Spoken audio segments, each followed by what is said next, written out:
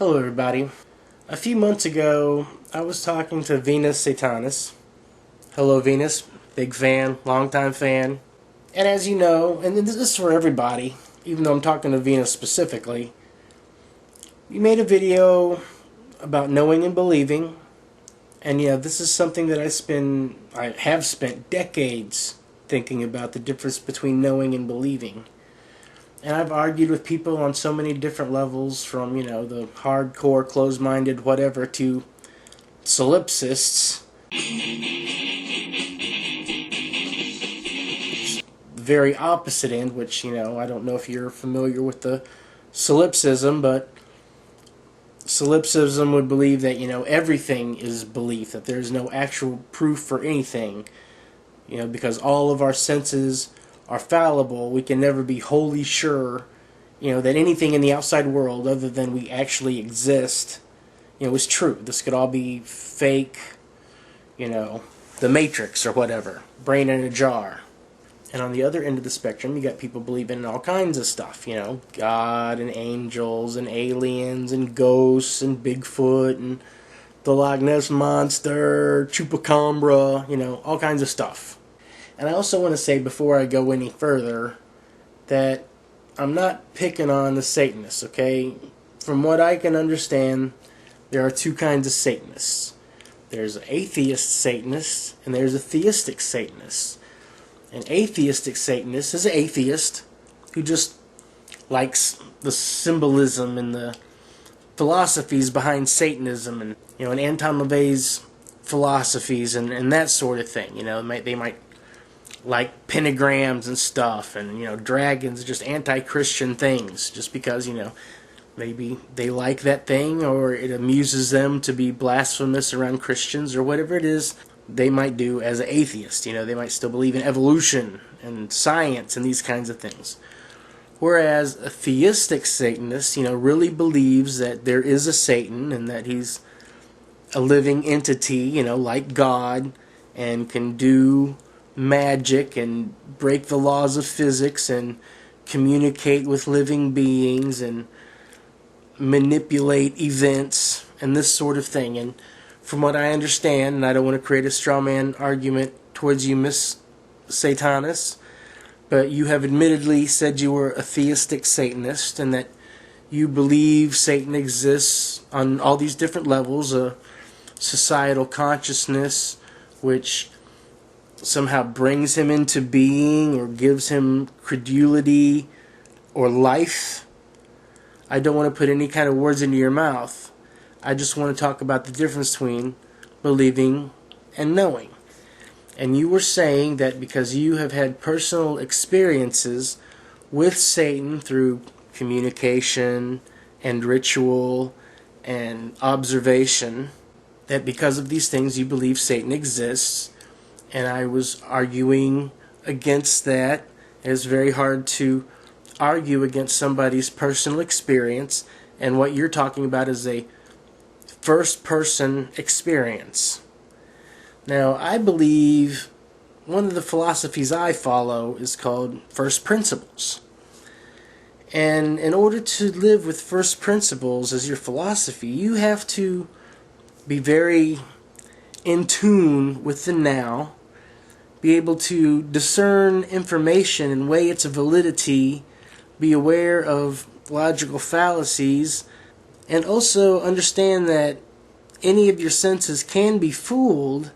And we have certain scientific devices, visually, audibly, and all other kinds of ways to measure things that are more accurate than our own senses. But ultimately, we do have to use our senses to experience our lives and the universe around us and everything. But what I'm trying to come close to is the line between belief and knowledge. Now, you can believe in things that are true, and you can believe things that are not true. For example, you believe in Satan is an entity. I believe that a hammer is made out of metal, and that if you take the hammer and hit the wall, you can punch a hole in the wall, or you can smash things with a hammer. I believe in the power of the hammer, and it's provable. So you can believe in something that you know. You know that that hammer is going to be able to drive in that nail. It doesn't take a whole lot of faith to believe that, but you do have faith in the hammer and believe it will do that. That's a lot different than believing, I don't know, that Satan is going to come on the wind and make your candle flicker and maybe do a curse on somebody. I mean, empower your life, give you more confidence, whatever it is you feel that Satan is giving you. Whatever messages is that Satan is communicating with you.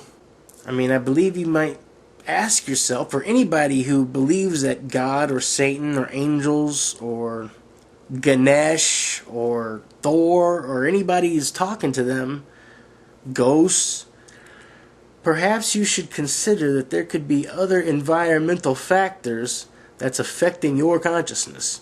One, the suspension of disbelief, the willingness, not just the willingness to believe in something, but the wanting to believe in something. That you have the willingness and the wanting so bad that your brain believes it's true even when it's not. And you will defy the evidence to believe what you want to believe for different fallacious reasons, as, well, you can't prove Satan doesn't exist, so Satan exists, or whatever kind of end goalpost you set. Say, okay, this is how we're going to prove Satan exists. Well, you can't prove Satan exists doing this, so you got to do something else. And whatever idea I might come up with to try to prove or disprove Satan exists, oh, well, it just doesn't work that way. I mean, it's very easy for me to sit here and say, you know, I've seen you talk about ritual stuff. I've seen other witches and Satanists and pagans talk about different rituals and the symbols and the objects involved. But, you know, in all of my YouTube watching, and I've seen a lot of videos over the years, I've never seen anybody do any real magic. Okay, I've never seen Satan move an object, or an angel or a demon move an object. And you know, it's very simple with the video here to do that. I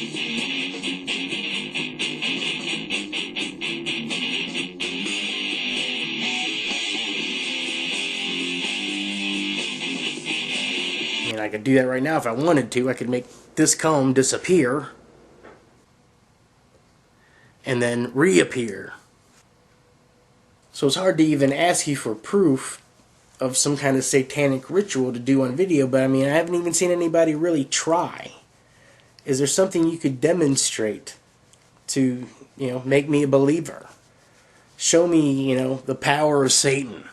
You know, do something. I've seen people try to pray to God in many different ways. I've seen the religious people pray for whatever. I've seen atheists pray for evidence. I've seen all kinds of stuff and nothing ever turns out. That's what I would like to see, is something turn out, that you have the confidence enough to say, okay, I'm going to do this, and Satan's going to give me the power to do this, and this is going to be proof enough for the world, you know, that Satan exists. And that's one of the differences between first-person experience, which you're talking about, and knowledge, which is what I'm talking about. Knowledge can be shared. You know, now you can learn things on your own. This is one of your points. You could learn things on your own and know things. That's certainly true. However, when you learn something and you know something, you can write it down, tell somebody about it, do it again, observe the facts of the situation, record it, and share the knowledge. And that's the point, is shared knowledge. If you have knowledge that you can't share with anybody, then you always have to wonder if there's other factors involved, like your senses being off, optical illusion, an audio illusion, a brain problem, hallucination, you know, whether drug related, whether you're aware or not. You know, maybe you're conducting your rituals over, you know, some radon 20 feet under the ground. I don't know. I mean, it could be a lot of things. Science is filled with people who are able to record data, record facts, and share that knowledge. That's sort of the point on building out a body of knowledge. Now, when you have knowledge, like the belief you're putting forth as knowledge, but you can't share that knowledge, then it's not really knowledge, even if you personally know it. I mean, now that's not 100% true, because it is true that, you might be the person who discovers something new or has some kind of awareness on some kind of old thing and, reinvents it or rediscovers it. So I don't want to put a damper on anyone's originality or creativity. I'm just saying that Satan doesn't exist because you feel like Satan exists. It's much more rational for me to believe that if Satan is talking to you in your head, that you're delusional, that you're having some kind of religious ecstasy in the least, and flat out multiple personality psychosis, schizophrenia at the most.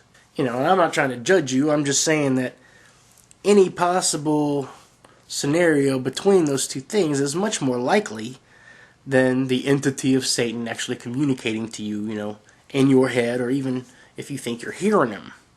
I know you believe that certain rituals and practices that you do grant you certain confidences and powers, personal empowerment powers, because of those things.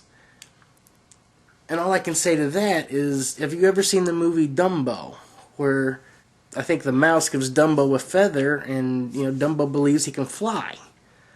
And he finds out later that he doesn't need the feather to fly. He could fly the whole time, that the feather was just a scapegoat or focal point, or what you might consider a ritual dagger or a pentagram, which enabled him to be a certain way, do a certain thing, when they're really, it's a fallacy to confuse correlation with causation.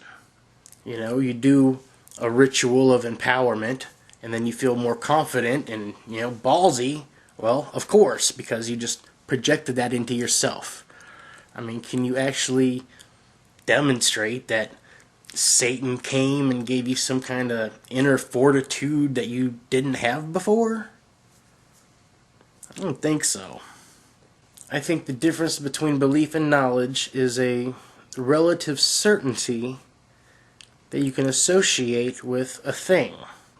Like that when you turn the switch, the light's going to come on. You also know that at some point that light bulb's going to burn out and you're going to have to replace it. So there's going to be a time that you turn the light on that it doesn't work. But that doesn't mean that the lamp doesn't work anymore, just that light bulb is burnt out. And then you put a new light bulb in and turn it on, turn it on, turn it on. You have a relative certainty that gives you a knowledge that that's what a lamp does. Plus, it's ingrained in our language that we know that that's what a lamp does, even before electricity existed. When they had oil lamps, a lamp provides light. And in this relative certainty, there's all kinds of observation and facts and data and shared information. Where when you're talking about personal experience, I find that there's very little in a person's experience that hasn't been expressed, talked about, learned, shared, whatever, that isn't, religious or pseudoscience. I mean, we're talking about extrasensory perception here. I mean, if you're sensing other beings, otherworldly beings that, aren't made of matter, that have ideas and whose actions can invoke change in the physics of the universe, I guess I have to ask, why are you the only person experiencing that? And if other people are experiencing that, why aren't you and those other people getting together to show us we're wrong? Show us we're wrong. If you could prove Satan exists, one, in a way it also kind of proves God exists. Well, actually it doesn't. I guess Satan could exist independently as a deity, whether Yahweh existed or not. I guess it's probably fallacious of me to assume that. However, if you could somehow show us, you and all the people who believe in Satan and demons could show us some physical evidence on any scale that you choose, that we could deem as acceptable, observation of some sort, any sort, that would give a lot of credibility, to your religion. Otherwise, how are you not unlike, say, Abraham? You know, when God tells him to sacrifice Isaac. I mean, how is that any different? Do you think that God really talked to Abraham and that all went down like that? I mean, does God talk in people's heads like Satan talks in people's heads? When you do a ritual and summon the spirit of Satan, do you also believe that when the churches are doing their communions and things like that, that the Spirit of God and the angels are actually there as well at the same time? And on that note, I have to ask that if you're actually a theistic Satanist and you believe that Satan exists, doesn't Satan existing imply that God exists and that, you know, the Bible's going to come true in Revelation and, you know, Satan's going to be beat and that you're going to hell like the Christians say? Or is there something else that you believe, that the Bible is just wrong, that Satan exists, but he's going to overthrow God in the end?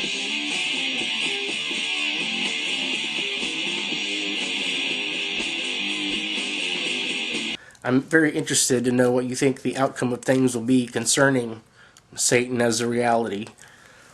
But I'm most concerned with the belief and knowledge thing. If you want me to believe in your personal experience, I'm willing and open-minded to do so. I need evidence to show me that, you know, this is true. You could be delusional. You could be faking it. You know, you got thousands of subscribers. You know, you could be, you know, a clown. You could be a Satan clown. Ooh, I'm a witch, and people on YouTube like me. I mean, I'm not saying that's the case. I'm sure you're very sincere. So I don't mean to come off insulting. I'm just saying, you know, there's all kinds of people doing all kinds of things out there. And we're talking about belief and knowledge here. If you want me to know that your belief is knowledge, then you have to be able to share that knowledge. Otherwise, it doesn't have a whole lot of credibility. I mean, like I said, if somebody's alone and they're creative, they have an original idea, that's great, but they're going to be able to share that idea. They're going to be able to show us the evidence and reproduce that event.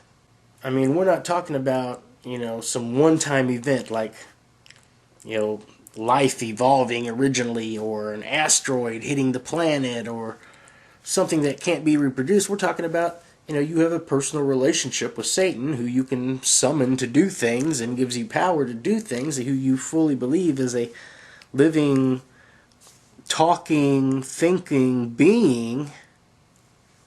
Well, lay it on me. Lay it on me. So I hope you'll respond to this, because I could go on and on about it, but like I said, I don't want to create no true Scotsman and straw man fallacies and project on you things you don't believe. You know, you full well have the opportunity to speak and say anything you want to about this subject. I'm totally open. I hope I haven't come off too insulting or fallacious in your thoughts and beliefs. I just want to see the line. I want to see the line between the belief and the knowledge. I believe that you have a belief that you're very convicted to, very strong belief, no different than any strong belief of any person, you know, not just theists, because, you know, atheists can have different beliefs, whether they believe aliens or Bigfoot or whatever else someone might believe. Your belief is Satanism, and you've professed that he is real and active, so, you know, please share. Peace.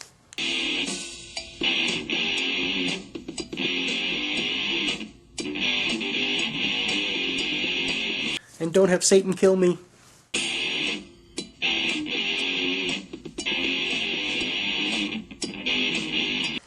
Like I'm worried Satan's my bitch.